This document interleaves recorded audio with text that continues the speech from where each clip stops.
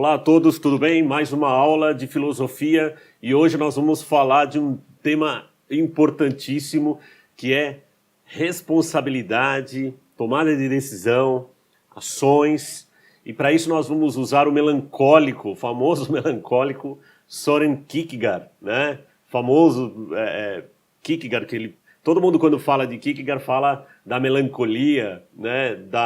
Do pessimismo desse filósofo dinamarquês que nasceu em 1813, tá?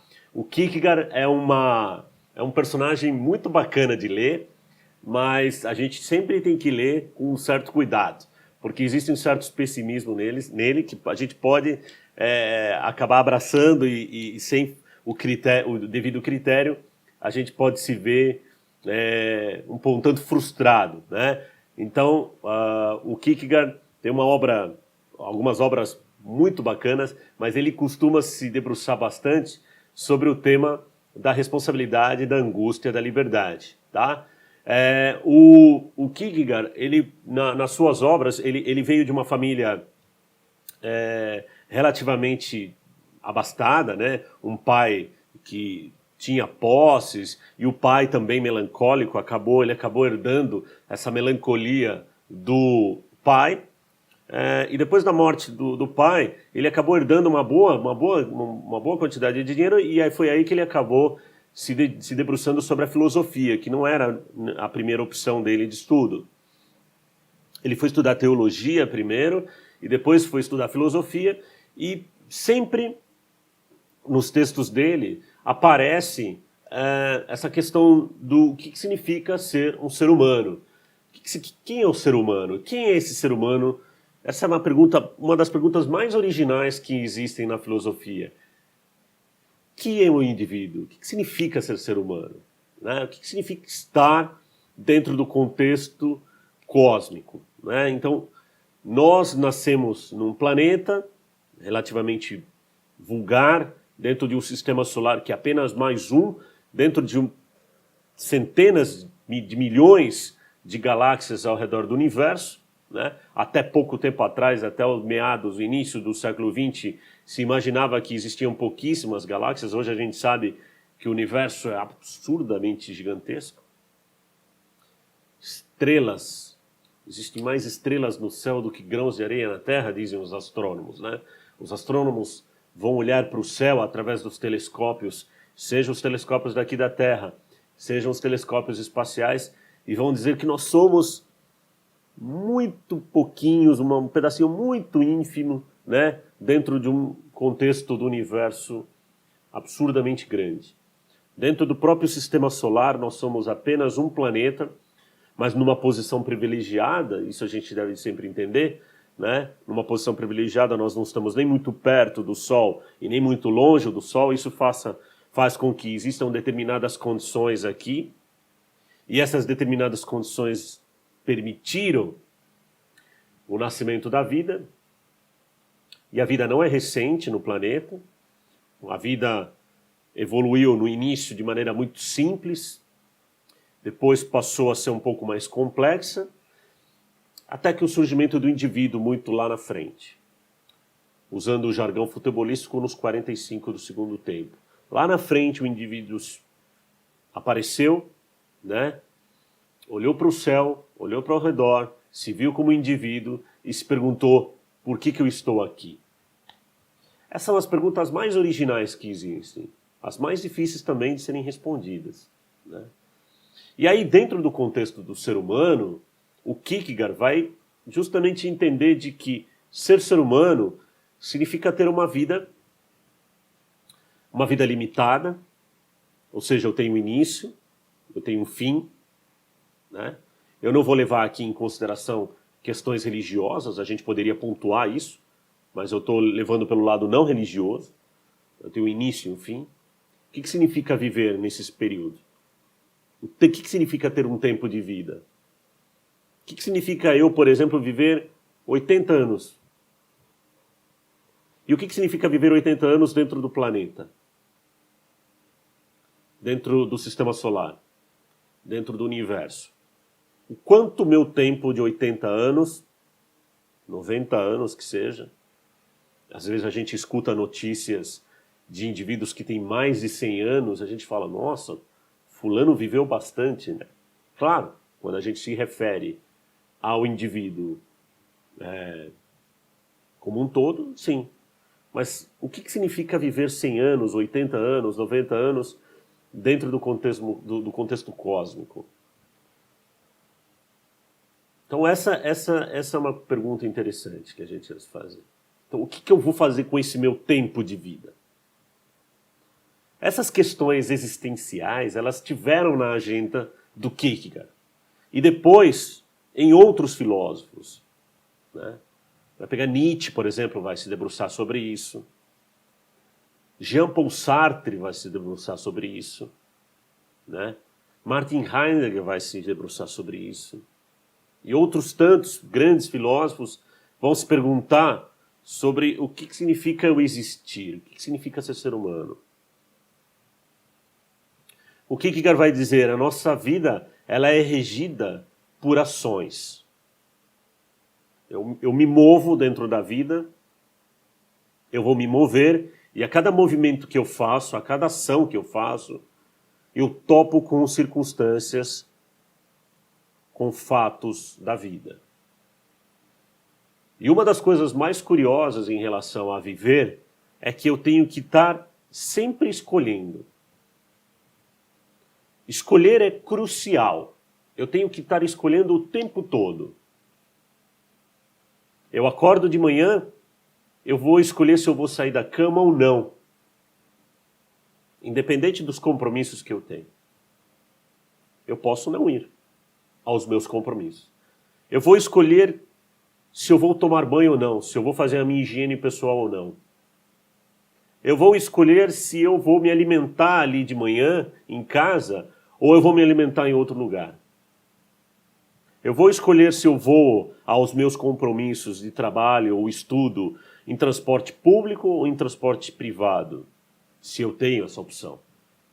Ou se eu prefiro ir a pé.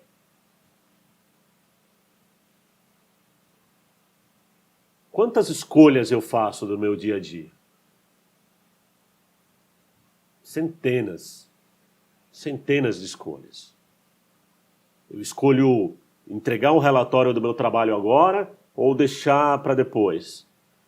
Ou eu prefiro fazer agora o meu trabalho para que depois eu tenha tempo para fazer uma outra coisa. Será que eu escolho na hora de eu estar num relacionamento amoroso, por exemplo? Né? Quando eu entro em contato com outro indivíduo, eu tenho uma série de ações com essa pessoa. Aí eu vou me perguntar, prefiro ficar sozinho ou prefiro viver uma vida em conjunto? O que é melhor? Tá vendo quantas escolhas? Eu prefiro estudar ou não estudar? Qual é o preço que eu pago em estudar e não estudar? Então nós temos alunos, por exemplo, vestibulandos, que escolhem estudar. Abdicam de feriados, abdicam de finais de semana, por uma outra opção. Qual é essa opção? Eu me dedicar a uma prova num determinado período lá do ano. Então, eu abdico dos prazeres agora, para lá na frente eu colher, talvez, os frutos. As escolhas que eu faço podem ser para agora, a médio prazo, a longo prazo. Eu quero fazer uma viagem para fora do país. Eu quero fazer um intercâmbio.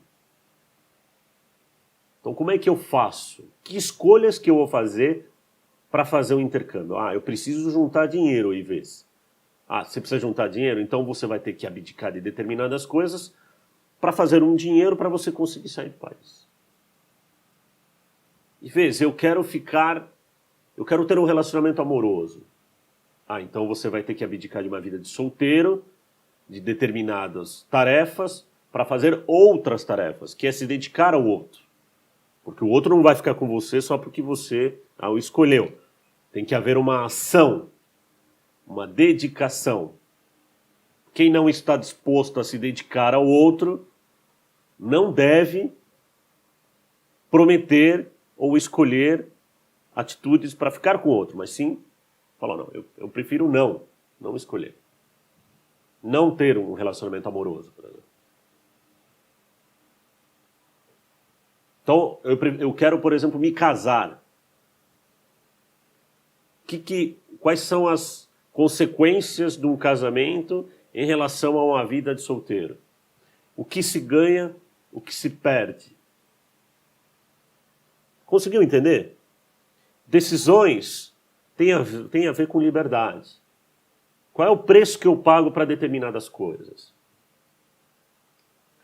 Eu vou ficar mais tempo estudando e cuidando menos do meu corpo? Ou eu vou ficar mais tempo na academia e menos tempo debruçado em cima dos livros? Tá vendo? Nós somos regidos por decisões o tempo todo. Algumas dessas decisões foram impostas para nós.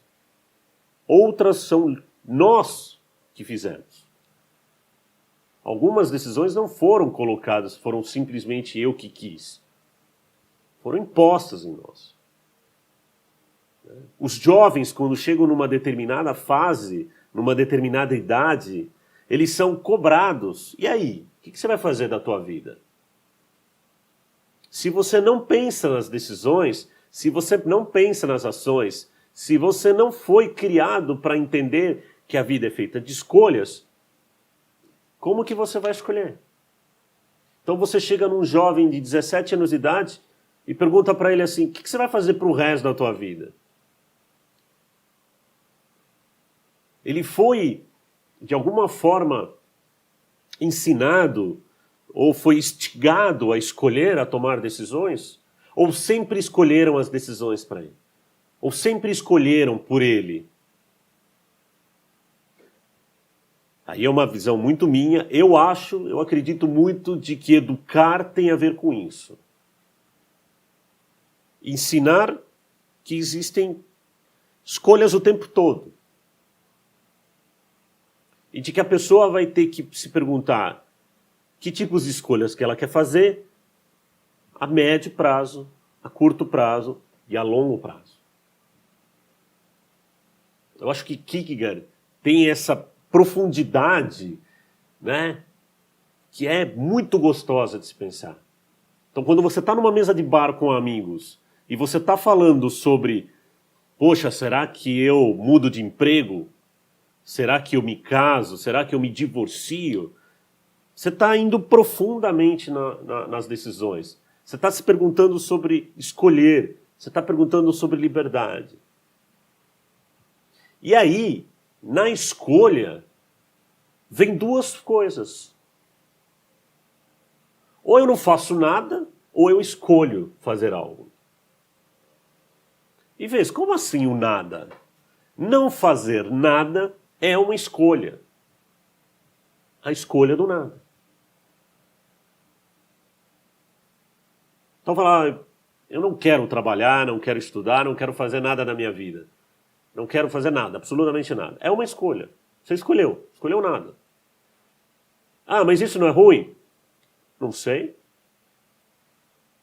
A pergunta é o que virá depois dessas escolhas. Não, eu resolvo fazer algo. Ah, você resolve fazer algo?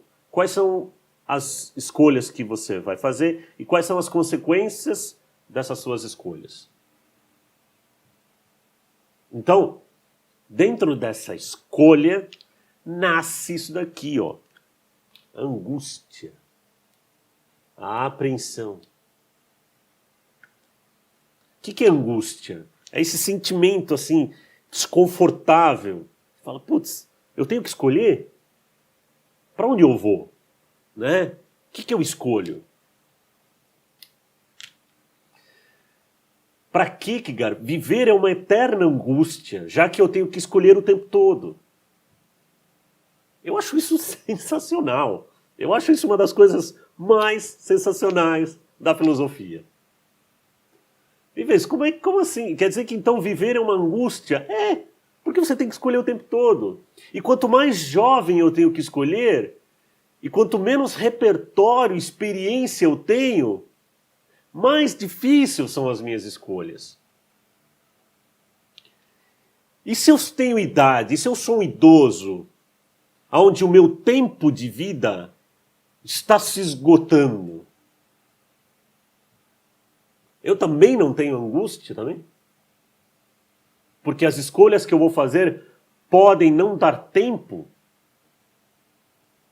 para serem concretizadas? Olha que profundo que é isso. Se eu sou muito novo, eu não tenho experiência, o escopo, às vezes, para escolher. Se eu sou muito velho, às vezes eu não tenho tempo. Então a angústia, ela nos segue o tempo todo. Às vezes eu tenho alunos que falam, em vez, será que eu escolho A, será que eu escolho B? Puxa, mas é tão difícil. Eu falei, existem decisões que são fáceis. Outras que são médias, outras que são mais difíceis. Se eu escolho comer pizza ou um lanche, é uma decisão fácil. Basta eu olhar para o meu momento agora e dizer, não, agora eu quero comer uma pizza. Mas quando são decisões que têm consequências a médio e longo prazo, a angústia é muito maior. E nós vivemos uma sociedade que quer decisões o tempo todo e rápidas.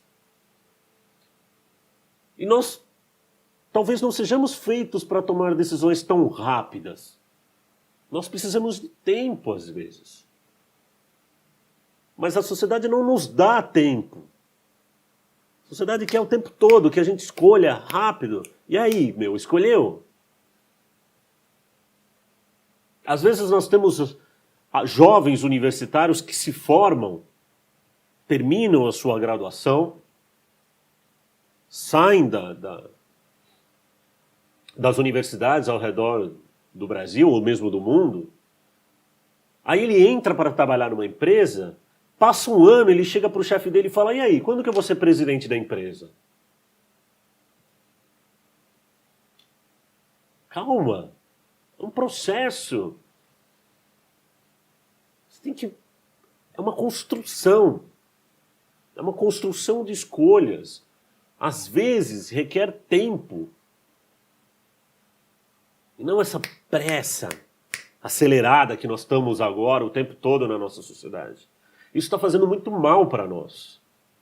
Muito mal. Então, a angústia tem a ver com liberdade. A angústia é o exercício máximo da sua liberdade. Quando você fala, puxa, eu não sei para onde eu vou, você está fazendo o exercício da liberdade. E essa angústia aumenta a consciência de que eu tenho que tomar decisões cuidadosas. Eu tenho que escolher de maneira cuidadosa. E não de maneira acelerada, de qualquer jeito.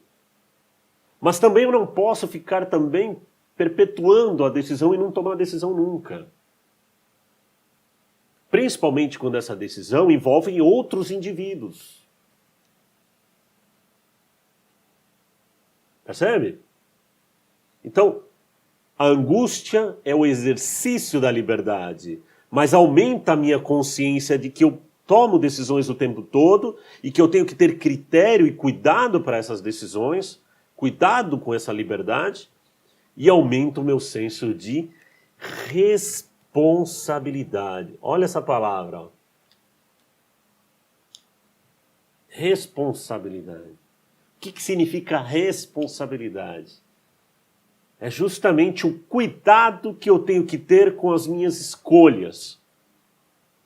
E essa responsabilidade me gera angústia. Eu vou te dar um exemplo.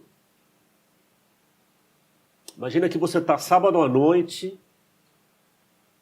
e você vai sair para beber com seus amigos. Vai fazer lá uma bebida social, vai numa festa, tá? Você não precisa pensar que eu vou encher a cara, que o fulano vai encher. Não, simplesmente vai beber. Ele vai se dar o gosto dos prazeres com os seus amigos. Aí ele pensa, será que eu vou de carro? Ou eu vou de transporte público? Ou eu vou de táxi? Se eu beber, a minha condição motora fica comprometida. Isso a gente sabe, não precisa ser nenhum gênio para saber disso. Olha lá, olha a escolha que eu estou fazendo. Eu vou de táxi ou vou com o meu carro? Quais são as consequências disso? Se eu for de táxi, eu posso beber um pouco mais e eu volto com certa tranquilidade para casa. E eu volto para casa.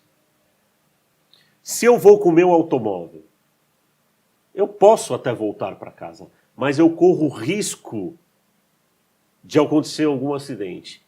E mais, não é só um acidente com você, é um acidente com o outro. E se eu atropelar alguém? E se eu atropelar alguém e matar essa pessoa? E se eu bater com outro carro e dentro desse carro tem uma família e essas pessoas acabam morrendo? Tá vendo? Angústia, liberdade, responsabilidade, causalidade, causa-consequência, ações, escolhas, decisões, tá tudo junto aqui, ó. Tá vendo? Kierkegaard é sensacional. Apesar de um certo pessimismo dele, em alguns pontos, ele nos coloca de que as escolhas em nós é o exercício da liberdade e da responsabilidade. O que é responsabilidade? É justamente essa angústia que eu sinto em o que eu devo fazer. E o que eu devo fazer e quais são as consequências disso. Ó, a responsabilidade. Eu arco com essas consequências. É a minha responsabilidade. Não existe o exercício da liberdade sem responsabilidade. Não existe o exercício da liberdade sem angústia. Deu para entender? Então, o Kierkegaard, lógico que é um panorama muito leve, ele fala de muito mais outras coisas. Uma das coisas mais impressionantes dele é essa profundidade que ele dá nas suas obras, colocando no colo do indivíduo de que cada ação tem uma angústia e de que cada ação leva a uma responsabilidade. O tempo todo. Seja quando eu sou criança, seja quando eu sou adolescente, seja quando eu sou jovem adulto, seja quando eu sou mais um adulto, seja quando eu sou uma pessoa mais velha, um idoso. Não existe viver sem angústia, não existe viver sem escolhas, não existe viver sem responsabilidade. Eu acho que isso é uma das coisas mais bacanas, mais profunda, num dos pensadores mais bonitos que existem, que é o Kierkegaard. Eu espero que você tenha gostado, assim como eu gosto, desse tema que é altamente filosófico. Isso daqui, numa mesa de bar, né, dá conversa para muito tempo. Faz esse teste, converse com seus amigos sobre liberdade, sobre responsabilidade, e você vai poder encaixar um dos pensadores que influenciou outros grandes pensadores na filosofia. Eu espero que você tenha gostado. A gente se vê na próxima. Um forte abraço. Até lá.